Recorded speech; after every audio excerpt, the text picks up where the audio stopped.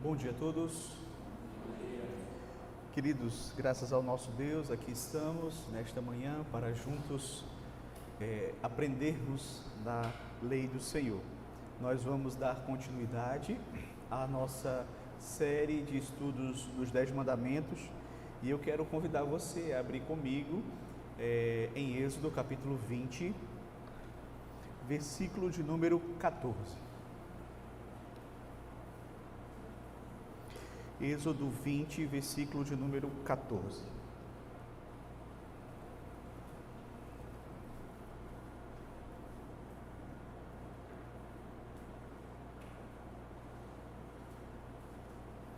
São apenas duas palavras. Diz assim a palavra do Senhor: não matarás. Não matarás. Perdão, não adulterarás. Não adulterarás. Versículo 14. Nós vamos fazer uma oração ao Senhor nesse momento. Oremos. Senhor Deus, graças te rendemos, ó Pai, pelo privilégio de podermos estar aqui nesta manhã, com um propósito sublime, de podermos aprender de Ti a respeito da Tua sã doutrina, da Tua santa lei, dos estatutos do Senhor. Ó Deus, que nesta manhã, Senhor, Tu possas nos abençoar com a iluminação do Teu Santo Espírito, tirando, Senhor, do nosso coração toda e qualquer dificuldade de podermos reter a Tua palavra, aprendê-la e guardá-la em nossos corações. Ó Deus, nos ajuda, Senhor, nesta manhã, para que possamos assim, de fato, sairmos daqui edificados pela Tua palavra. Assim te rogamos em nome de Jesus. Amém. Queridos, no último domingo estivemos tratando a respeito do 6º mandamento: não matarás. Hoje nós começaremos o estudo a respeito do 7º mandamento: não adulterarás. E eu gostaria de começar o nosso estudo desta manhã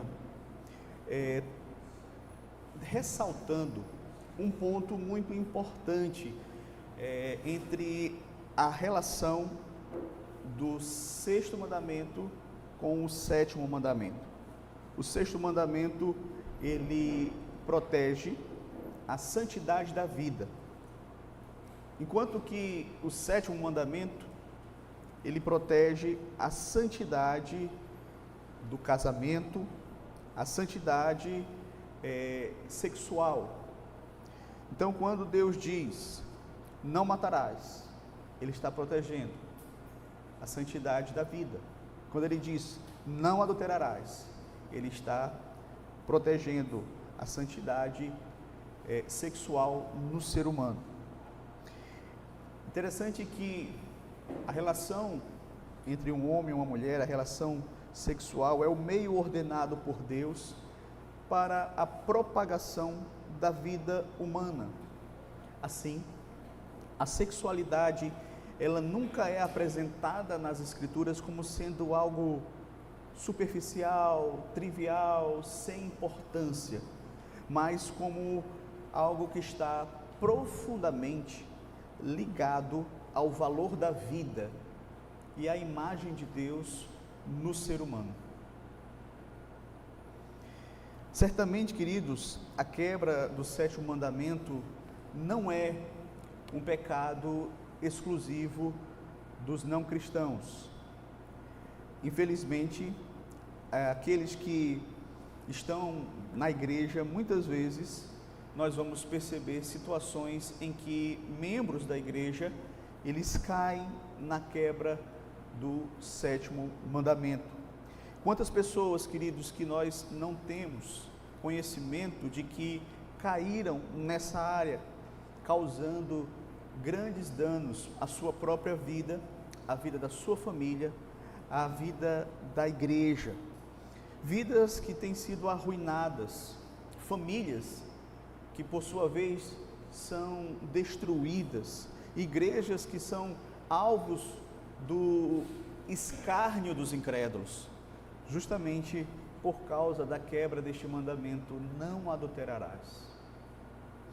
E não raramente nós somos surpreendidos com a notícia de alguém que faz parte da igreja, até pessoas que nós conhecemos e que nós nunca imaginaríamos que estivesse na quebra deste mandamento, não adulterarás, e para nossa surpresa nos chega a notícia de que tal pessoa ela foi apanhada, ou ela confessou que estava quebrando este mandamento. Recentemente nós tivemos conhecimento a respeito de um pastor, autor de livros, inclusive, conhecido em vários países, que confessou que durante 8 anos da sua vida ele estava vivendo em adultério. Então, queridos, isso deve ligar um sinal de alerta dentro de nós. Nós devemos estar conscientes de que todos nós, tanto homens quanto mulheres, tanto casados quanto solteiros, nós precisamos de fato estar vigilantes para não cairmos neste mandamento, pois o 7º mandamento ele exige de nós, meus queridos, santidade na vida sexual. E esse mandamento, nós sempre temos enfatizado isso, cada mandamento dos 10, ele preenche uma área da nossa vida. Então, os 10 mandamentos, eles são um resumo da nossa vida. Inclusive, a área sexual, ela é resumida nesse mandamento: não adulterarás. E nós vamos entender melhor isso, partindo do nosso catecismo maior, que tem nos ajudado nesse caminhar a compreender os mandamentos, aquilo que nos exige o mandamento, aquilo que proíbe o mandamento. E hoje nós vamos abordar as perguntas 137 e 138 do Catecismo Maior de Westminster. A pergunta 137 nos diz assim: qual é o 7º mandamento? Resposta: o 7º mandamento é: não adulterarás. Aí a próxima pergunta, 138: quais são os deveres exigidos no 7º mandamento? Ou seja, o que é que Deus requer de nós no 7º mandamento? Quais são os deveres exigidos aqui neste mandamento? Resposta: os deveres exigidos no 7º mandamento são a castidade do corpo, mente, sentimentos, palavras e comportamento, preservar a castidade em nós mesmos e nos outros, a vigilância sobre os olhos e todos os demais sentidos, ser temperante, buscar a companhia de pessoas castas, vestir-se recatadamente, o casamento dos que não têm o dom da continência, o amor conjugal, a coabitação, o labor diligente em nossas vocações, o repelir todas as ocasiões de impureza e resistir às suas tentações. Então, aqui, meus queridos, como os irmãos podem observar, o Catecismo Maior, ele vai justamente aqui sintetizar de forma organizada aquilo que exige este mandamento, certo? E claro que nós sabemos que aqui também é um resumo, certo? Mas nós vamos estudar esse resumo parte por parte, e vamos começar com o início aqui dessa resposta. O início da resposta do Catecismo Maior, da pergunta 138, que diz assim: os deveres exigidos no 7º mandamento são a castidade do corpo, mente, sentimentos, palavras e comportamento, preservar a castidade em nós mesmos e nos outros. Então, o que é que essa porção aqui está ressaltando? O dever da pureza de coração e da vida. Deus requer de nós que sejamos puros, santos, tanto em nosso coração quanto em nossa vida. Então, Deus aqui no 7º mandamento, ele exige de nós a castidade, ou seja, a ideia de castidade, entenda, é a santidade e a pureza sexual, certo? Então, Deus exige de nós a castidade do corpo, da mente, dos sentimentos, das palavras e do comportamento. Então, não é apenas uma exigência para que você não cometa um ato externo,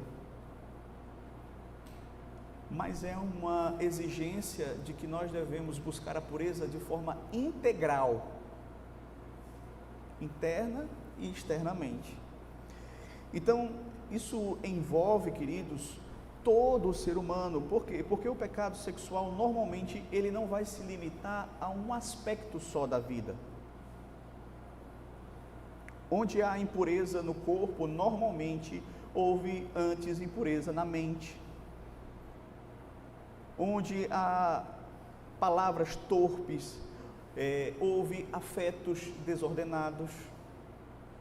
E isso reforça, meus queridos, que a pureza sexual não é apenas um autocontrole físico, mas ela é resultado de uma transformação interior que nós devemos ter a cada dia, certo? Então é algo contínuo essa pureza, é uma santificação contínua. Então a castidade cristã não significa também a questão de ausência de desejos, mas a ordenação santa desses desejos para que eles sejam de fato vividos dentro da vontade de Deus, segundo a vontade de Deus. Além disso, o catecismo amplia as nossas responsabilidades. Não somente somos chamados apenas a preservar a nossa própria pureza, mas também a agir de modo a não corromper o próximo, não corromper o outro. Então, a santidade, meus queridos, é uma questão pessoal, mas também é relacional. O próprio Senhor Jesus Cristo, lá em Mateus capítulo 22, 39, diz assim: amarás o teu próximo como a ti mesmo. Isso significa que devemos preservar a santidade nos outros, porque essa é uma aplicação desta lei do amor ao próximo. Aquilo que eu não devo querer para mim, eu também não devo querer para o outro. Então eu devo amar ao outro como a mim mesmo. Então, se eu quero santidade na minha vida, eu também devo contribuir para a santidade do outro. Então, usar o outro como objeto de desejo, provocação ou entretenimento sexual é uma forma de desumanização. Veja, a castidade protege a dignidade do próximo como portador da imagem de Deus. Então, isso é algo que precisa ficar bem claro nas nossas mentes. O meu próximo, ele foi criado à minha semelhança, né? Ambos, eu e ele, fomos criados à semelhança e à imagem de Deus. Então, eu preciso tratá-lo não como objeto, mas como um ser humano. Então, é por isso que nós precisamos ter atenção em relação a este ponto. Agora, observe que a pureza sexual não é algo opcional, também não é algo assim que você pode dizer assim, não, isso aqui é cultural. Não, é parte essencial da vida cristã. Independentemente da época em que se vive, independentemente do local em que se vive, isso diz respeito à nossa vida cristã, à vocação cristã. Tanto é que, se você abrir comigo a palavra de Deus lá em 1 Tessalonicenses, capítulo 4, do verso 3 ao verso 8, você vai ver o que é que o apóstolo Paulo nos ensina a respeito dessa área da nossa vida. Veja só. 1 Tessalonicenses, capítulo 4, do 3 ao 8.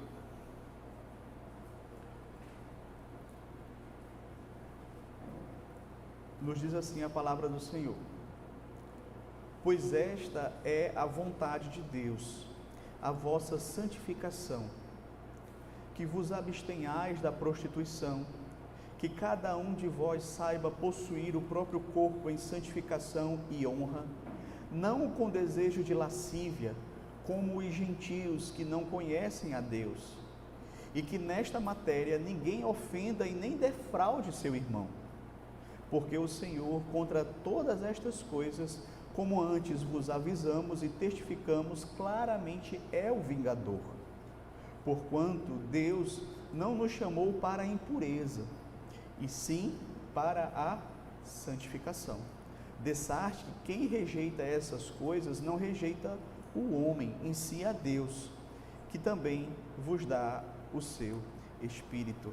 Então veja, meus queridos, que aqui nessa porção da palavra de Deus nós vamos encontrar vários princípios que justamente fortalecem o ponto que o catecismo está ressaltando, certo? De modo que nós devemos possuir o nosso próprio corpo em santificação e honra, devemos fugir desses desejos lascivos que são próprios daqueles que não conhecem a Deus.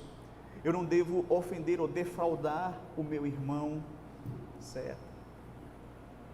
Eu preciso saber que Deus se importa com essa área da minha vida, que rejeitar a orientação de Deus não é rejeitar uma palavra de homens, mas é do próprio Deus, e o Senhor é vingador no que diz respeito a essas questões. Então o apóstolo nos ensina aqui que Deus nos chamou para a santificação e não para a impureza. E esta santificação deve ser vivida, como eu disse, integralmente, que é o ponto aqui do nosso catecismo. Então nós não podemos menosprezar aquilo que o sétimo mandamento está nos ensinando, e não podemos desprezar as formas como esse mandamento podem ser quebradas, seja por pensamento, seja por palavras, seja por atitudes, seja por relacionamentos indevidos. Então preste bem atenção nisso, pois normalmente há uma escalada do pecado de formas menos graves para formas mais graves. Então o pecado ele tende a escalar assim, ele tende a ir cada vez mais se expandindo.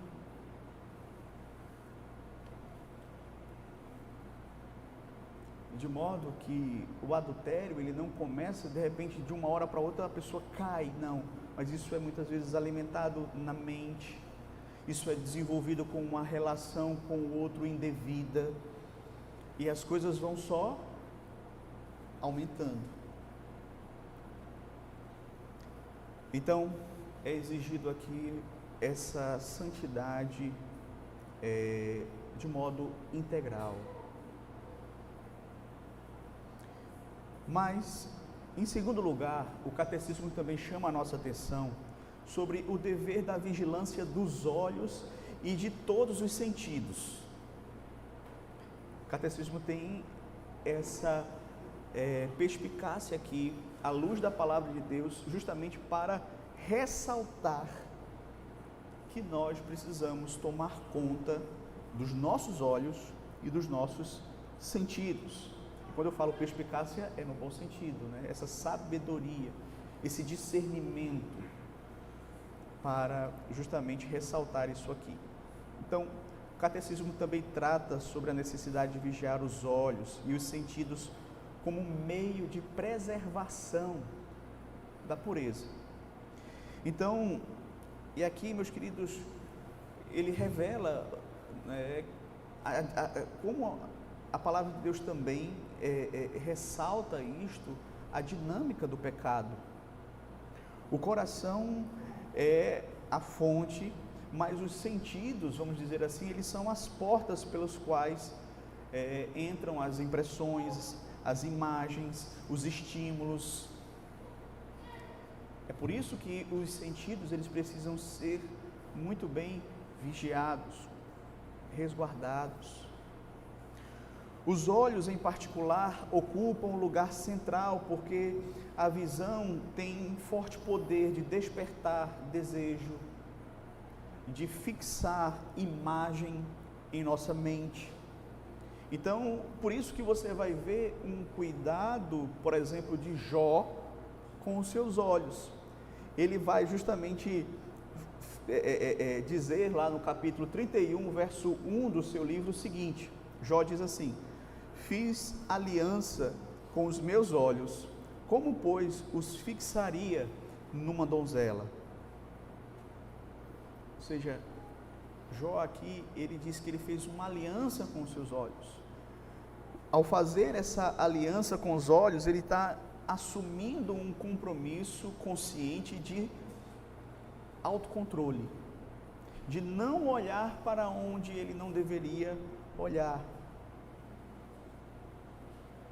porque ele sabe que, de fato, nós não podemos confiar no nosso coração.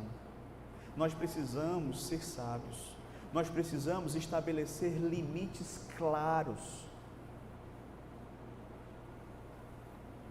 Alguém já disse que você não pode impedir que um passarinho pouse na sua cabeça, mas você pode impedir que ele faça um ninho. Inclusive, a Escritura, ela reiteradas vezes nos chama a atenção a respeito dessa questão da vigilância dos olhos. Por exemplo, lá em Mateus capítulo 5, verso 21, o Senhor Jesus diz assim: eu, porém, vos digo, qualquer que olhar para uma mulher com intenção impura no coração, já adulterou com ela. Então, só o olhar com intenção impura já é adultério à luz da palavra de Deus, já é quebra do 7º mandamento. Salmo 101, verso 3 diz assim: não porei coisa injusta diante dos meus olhos. Veja aí o cuidado do salmista com aquilo que está diante dos seus olhos. Eu não vou colocar coisa indevida, coisa injusta, coisa pecaminosa diante dos meus olhos. Lá em Provérbios capítulo 4, verso 23 ao 25, eu vou apenas resumir aqui a passagem, diz assim: sobre tudo que se deve guardar, guarda o teu coração. Aí mais na frente ele diz assim: os teus olhos olhem direito, e as tuas pálpebras diretamente diante de ti. E aqui é mais uma advertência sobre aquilo que nós enxergamos, aquilo que nós colocamos diante dos nossos olhos. Veja, isso é muito importante. A vigilância dos olhos é, sem dúvida, fundamental.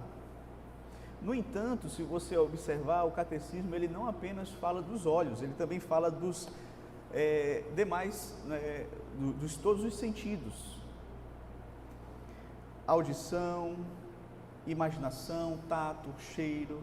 Veja, o pecado sexual raramente atua isolado, ele é alimentado por uma gama ou um conjunto, vamos dizer assim, de estímulos.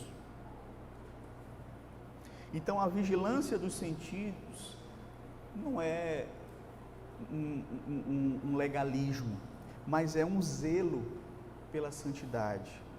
Quem guarda os sentidos vai evitar batalhas desnecessárias e vai evitar que o pecado seja cometido, se enraize.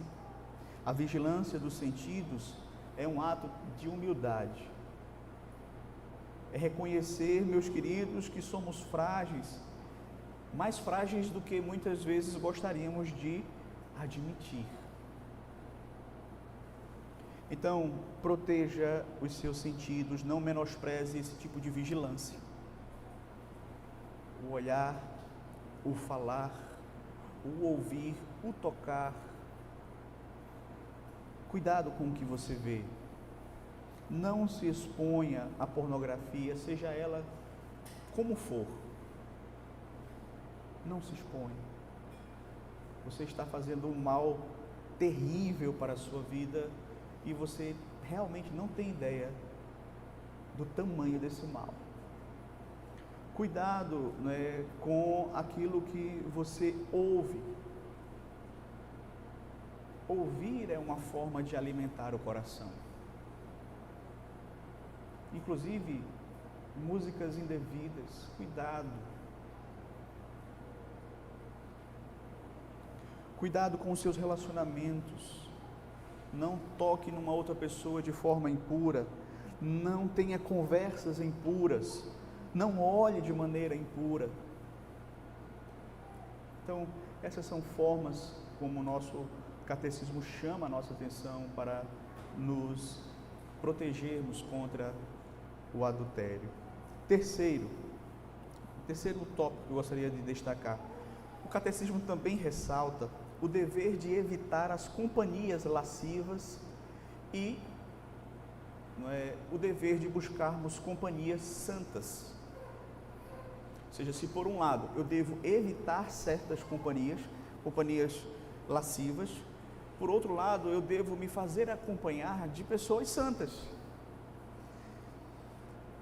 Então o catecismo ele ressalta, meus queridos, a influência das companhias, seja para a nossa preservação, seja para a nossa corrupção, seja para vivermos uma vida santa ou para vivermos uma vida no pecado. Ele diz assim: busque companhias castas. Precisamos reconhecer que não somos ensinados na Bíblia a buscar a santidade de uma forma isolada. Esse é um ponto que nós precisamos sempre ressaltar. A Escritura não ensina, queridos, que o crente deve se retirar do mundo para poder vencer os seus pecados, mas que ele deve ser criterioso. E no que diz respeito a essa questão, ser criterioso em relação às suas amizades, pois certamente elas podem contribuir tanto para o bem quanto para o mal, tanto para vivermos uma vida santa como para cairmos numa vida impura.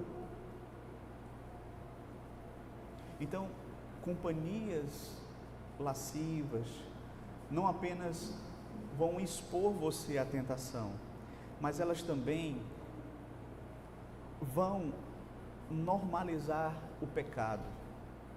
Elas vão anestesiar a sua consciência. Elas vão tratar o pecado como se não fosse pecado, e você vai estar ali do lado delas, só recebendo aquilo ali. Por outro lado, companhias santas podem fortalecer no seu coração o temor de Deus. Companhias santas vão encorajar você à vigilância, vão tornar essa luta contra o pecado algo que vai ser melhor de se lidar. Você vai enfrentar, de uma forma mais encorajadora, mais fortalecida na companhia de pessoas santas. O sábio diz em Provérbios, capítulo 13, verso 20: quem anda com os sábios será sábio, mas o companheiro dos tolos acabará mal. Ou seja, quem anda com o sábio acabará sábio, mas o companheiro dos tolos acabará mal. Então veja como nós somos muitas vezes, queridos, moldados não apenas pelo ensino formal, mas também pelas nossas amizades que exercem influência sobre nossas vidas, tanto para o bem quanto para o mal. Companhias tolas conduzem à ruína, ainda que seja de forma lenta e até certo ponto imperceptível para você. Você não percebe o quanto certas companhias estão fazendo mal para você, mas estão. Enquanto que companhias de pessoas que temem a Deus, que são santas, que querem viver em santidade, também nos leva e nos influencia e contribuem para a nossa santidade, para uma vida mais sábia, para uma vida mais prudente. E se você ainda anda em dúvida em relação a essa questão das amizades, veja o que o apóstolo Paulo vai dizer em 1 Coríntios capítulo 15, verso 33.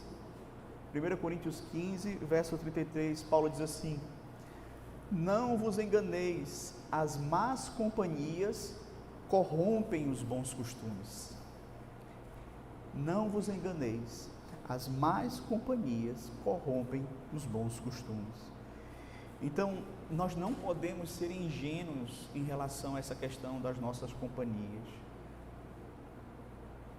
O verbo aqui, corromper, que traz a ideia de se deteriorar, não é? É um processo que acontece de maneira progressiva. Aos poucos vai se corrompendo, aos poucos vai se deteriorando. Companhias lascivas raramente vão arrastar você para o pecado de uma vez. Mas aí, como você vive sempre ao lado delas, você vai sendo exposto às histórias, às piadas, aos hábitos que vão normalizando o pecado para você, que vão tornando aceitável aquilo que a palavra de Deus diz que é inaceitável. Por outro lado, veja o que é que o autor aos Hebreus diz lá no capítulo 10, o verso 24 e 25. Hebreus 10, 24 e 25 diz assim: consideremo-nos também uns aos outros para nos estimularmos ao amor e às boas obras. Consideremo-nos também uns aos outros para nos estimularmos ao amor e às boas obras. Então veja, Deus utiliza a comunhão dos santos para nos estimular ao amor, às boas obras, a uma vida de santidade, certo? Então, companhias piedosas vão estimular você naquilo que é bom, naquilo que é santo, naquilo que é justo, naquilo que é reto. A vigilância, ela tem esse aspecto, ela pode ser não apenas individual, mas ela pode ser também coletiva. Por isso que Provérbios 27, 17 diz assim: assim como o ferro afia o ferro, o homem afia o seu companheiro. Ou seja, um ajuda o outro, um encoraja o outro, um estimula o outro a viver vida santa, a viver vida pura, a viver vida íntegra, em todas as áreas, inclusive nessa. Por isso, cuidado com as suas companhias, muito cuidado. Cuidado com essas companhias que banalizam o pecado sexual, que fazem piadas indecentes, que justificam a imoralidade, que normalizam os pecados nesta área da vida. Companhias assim são perigosíssimas, ainda que aos seus olhos, preste bem atenção, ainda que aos seus olhos pareçam inofensivas. Não, isso aí não me influencia. Você não conhece o seu coração? A Bíblia não diz que o nosso coração, o velho coração, é um coração enganoso e desesperadamente corrupto? Se você fica expondo ele ao pecado, ele vai ser atraído, ele vai ser sugado. Então não venha com essa história de dizer assim: não, mas eu sou maduro, eu consigo brincar com fogo e não me queimar. Bem, se eu não conhecesse o que é o homem depois da queda, eu acreditaria em você. Mas não é isso que a Bíblia diz acerca do homem. A Bíblia é muito realista. Ela diz: fuja do mal, fuja da aparência do mal, evite, não se coloque em situações em que você sabe que você vai ser tentado. Seja prudente, busque companhias santas, busque companhias de pessoas que temem a Deus, e veja, isso não é arrogância. Isso é zelo pela sua própria alma. Elas certamente serão instrumentos que vão te ajudar nesse processo de santidade, de santificação. Além de buscar companhias santas, saiba que você também vai ter que fazer escolhas, tomar decisões conscientes e muitas vezes renúncias dolorosas. Nem toda amizade que nos faz rir ou que nos oferece aceitação contribui para a nossa santidade. Então o cristão sábio, ele caminha mais perto daqueles que caminham próximo ao Senhor, de quem ora com Ele, de quem é capaz de confrontá-lo em amor.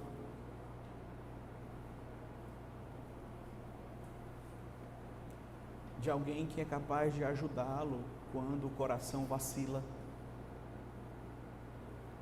Isso é muito importante. Veja, preste bem atenção nisso. Dependendo da pessoa que você escolhe para se aconselhar, vai ser o tipo de conselho que você vai ter. Então, muitas vezes a gente procura pessoas para nos aconselhar que a gente sabe que vão nos apoiar no nosso pecado. E essa não é uma decisão sábia. Busque pessoas que você sabe que querem o melhor para a sua vida, que temem a Deus e que querem que você também viva uma vida santa em todas as áreas. Mas continuando, em quarto lugar, o catecismo também fala aqui de um ponto importante, o dever de vestir-se recatadamente. Veja que ele vai justamente tocar aqui nesse ponto. O catecismo, ele não está aqui sendo legalista, vamos dizer assim. Ele não está aqui propondo um código cultural rígido, mas afirmando um princípio moral que é importantíssimo. O nosso corpo pertence ao Senhor e ele precisa ser tratado com dignidade, com honra. E isso envolve também a questão das vestes. Então, o vestuário é uma forma de nós honrarmos a Deus também, honrando o nosso corpo. Eu sei que, infelizmente, por causa de exageros, as pessoas têm todo um preconceito quando se fala de vestuário, mas nós não podemos nos acovardar a tocar nesse assunto, que é importante, que é necessário, que sim, nós precisamos tomar cuidado com o nosso vestuário, e isso vale tanto para mulheres quanto para homens, certo? Tanto para honrarmos a Deus, preservarmos a pureza em nós, como também nos outros, certo? Então, vestir-se de forma provocativa ou chamativa transforma o corpo em um instrumento de exibição e muitas vezes em ocasião de tropeço para o próximo, não é? Isso é muito importante. Isso é muito importante. Por outro lado, a modéstia bíblica protege a dignidade da pessoa e testemunha que a identidade do cristão não está atrelada à sua aparência exterior, certo? Veja que o apóstolo Paulo diz em 2 Timóteo capítulo 9, segunda carta a Timóteo capítulo 2, versículo 9, 2 Timóteo 2,9 diz assim: da mesma sorte que as mulheres em traje decente se ataviem com modéstia e com bom senso. Então Paulo destaca aqui 3 princípios: modéstia, decência, não é? E discrição. Então o foco aqui não é ser legalista do apóstolo Paulo, mas ser coerente com aquilo que nós professamos, com a fé que nós professamos. O apóstolo aqui, ele vai contrastar a questão dos ornamentos com as boas obras, mostrando que a verdadeira beleza, ela deve ser alimentada nas boas obras, na piedade, na santidade, certo?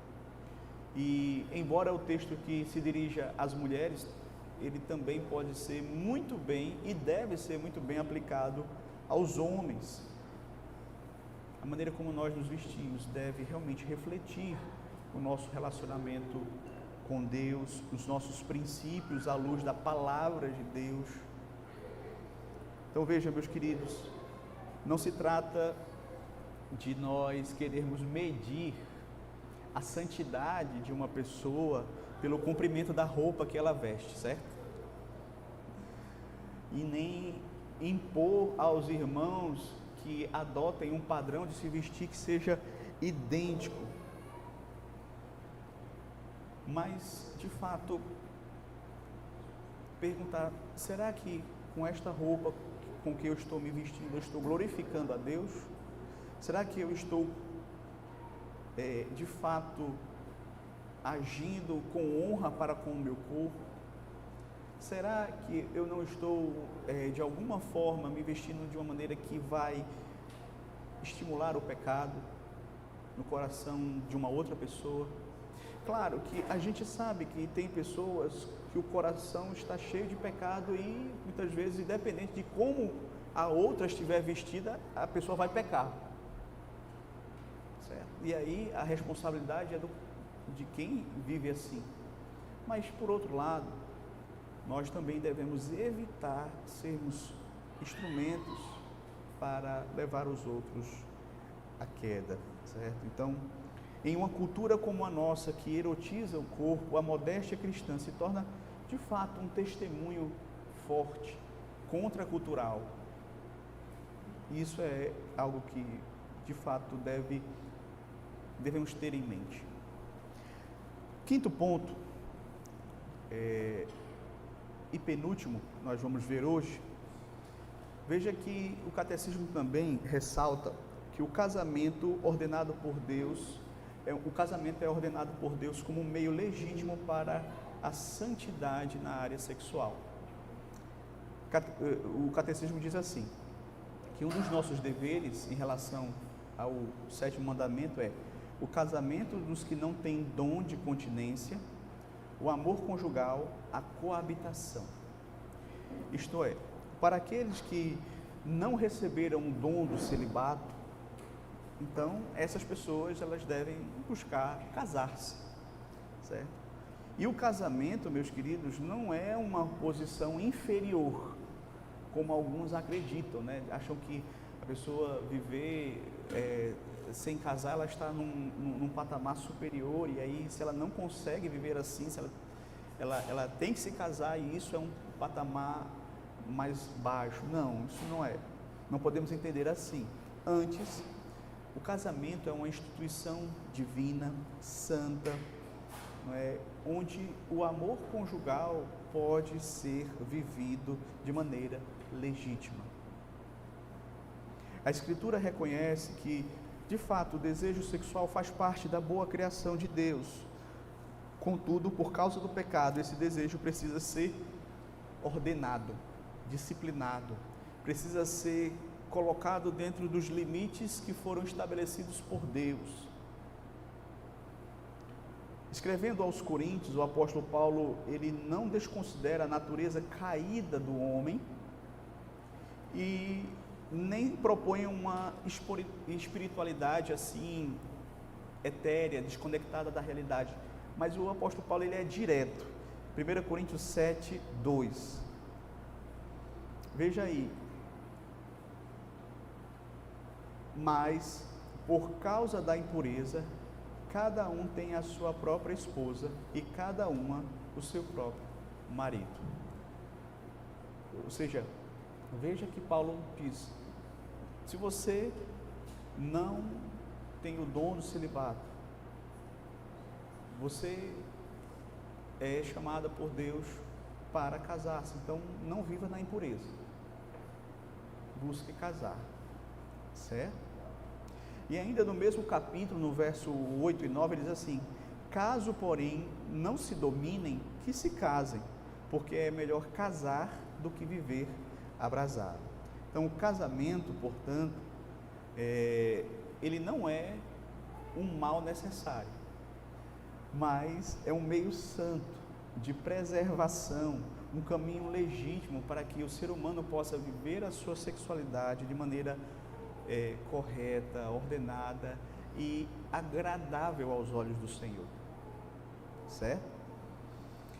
Aí é importante nós lembrarmos também daquilo que disse o Salomão, o sábio Salomão, quando ele estava ali em Provérbios, aconselhando o seu filho, no capítulo 5, ele traz uma advertência com respeito ao adultério.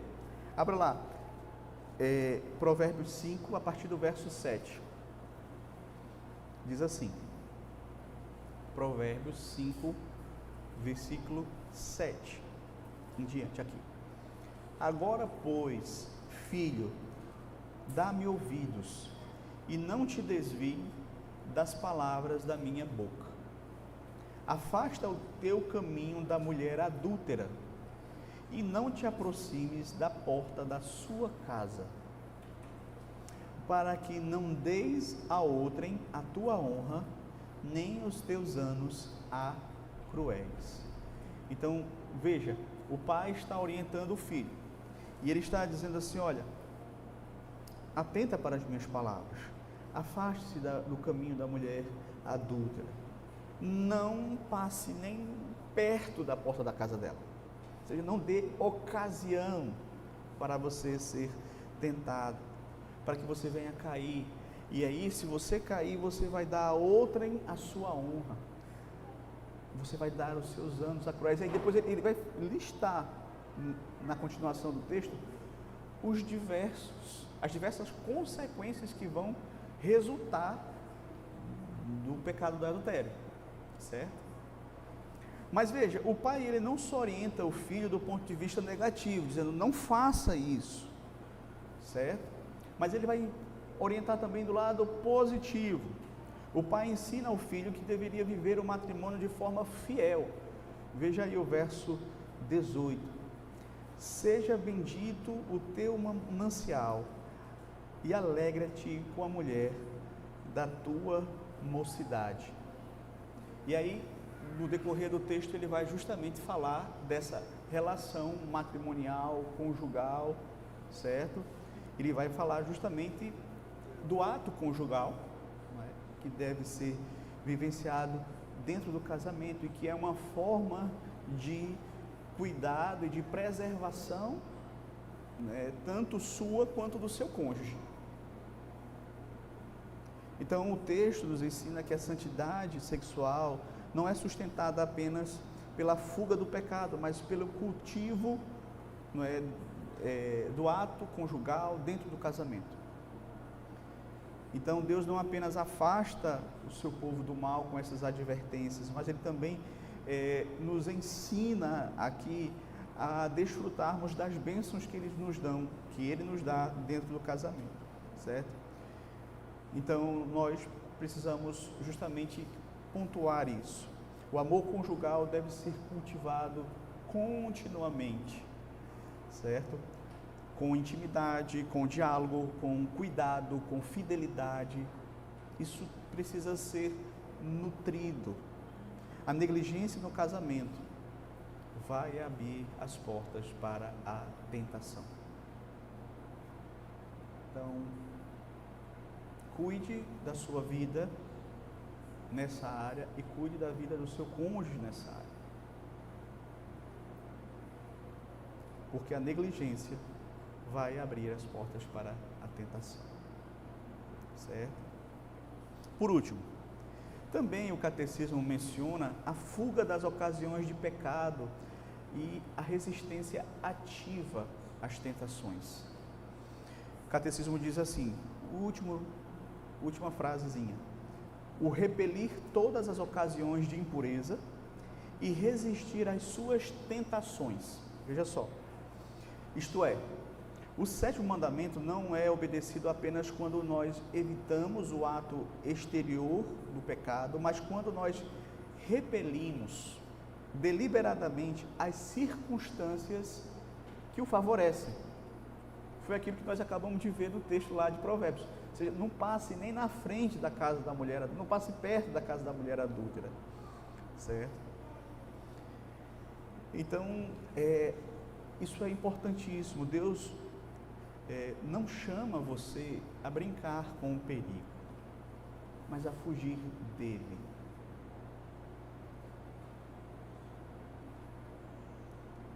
A fugir dele.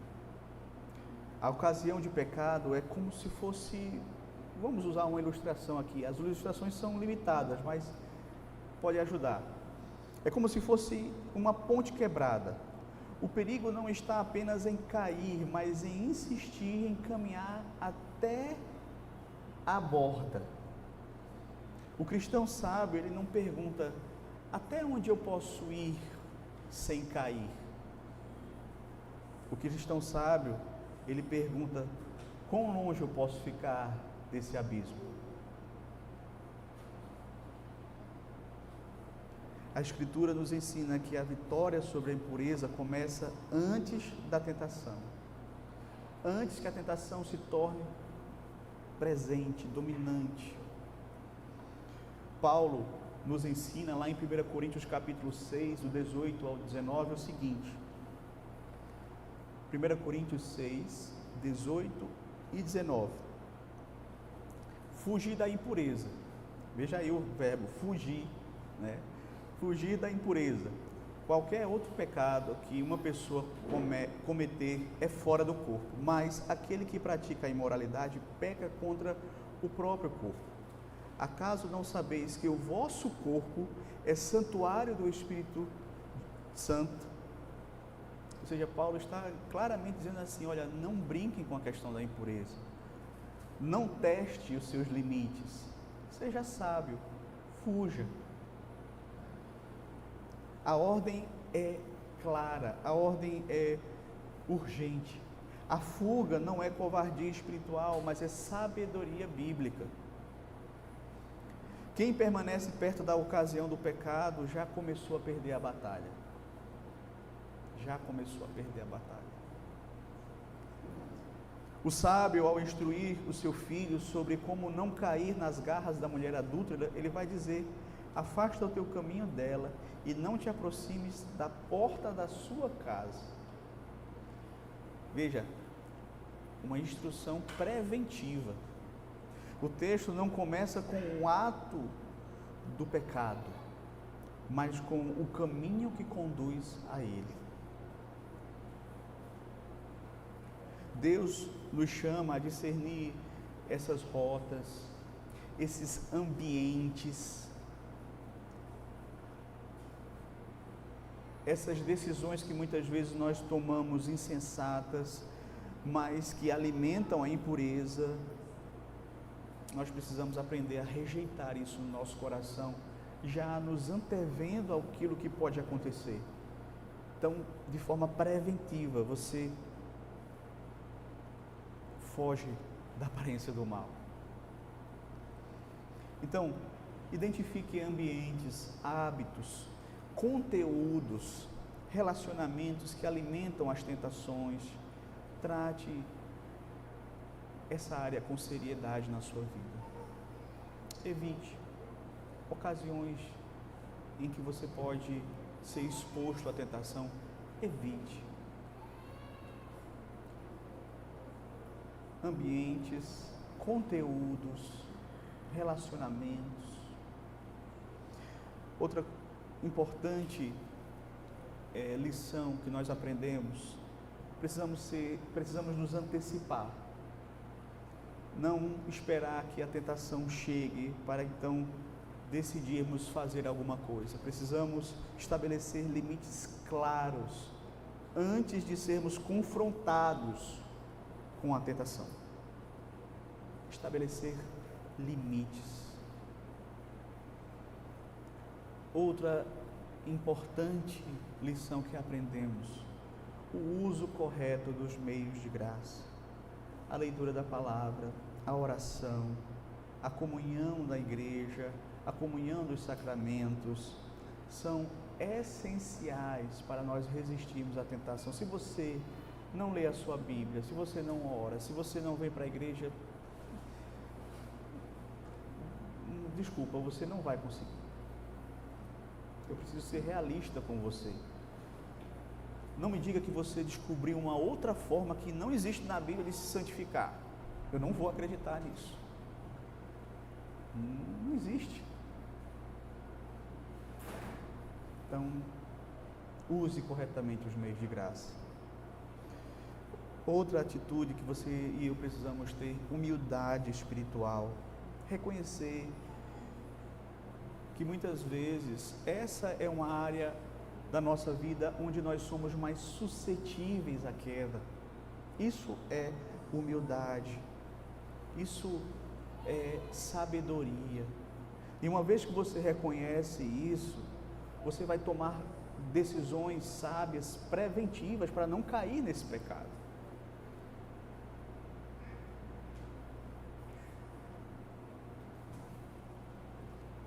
Esses que se acham fortes demais, geralmente são os primeiros que caem. Então, que tenhamos cuidado, possamos cuidar dessa área da nossa vida.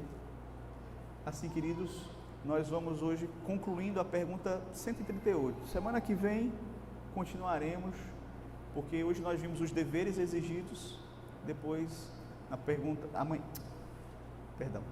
no próximo domingo, veremos a pergunta 139, os pecados que devem ser evitados, tá bom? Que Deus nos abençoe e nesse momento vamos orar ao Senhor. Senhor Deus, graças te rendemos, ó Pai, nesta manhã, pela oportunidade de podermos estar reunidos e podermos, ó Deus, aprender sobre esse tema tão importante. Nos ajuda a mantermos uma vida santa em todas as áreas, inclusive nessa área, a área sexual. Que possamos, ó Deus, nutrir, Senhor, a castidade em nossas vidas, seja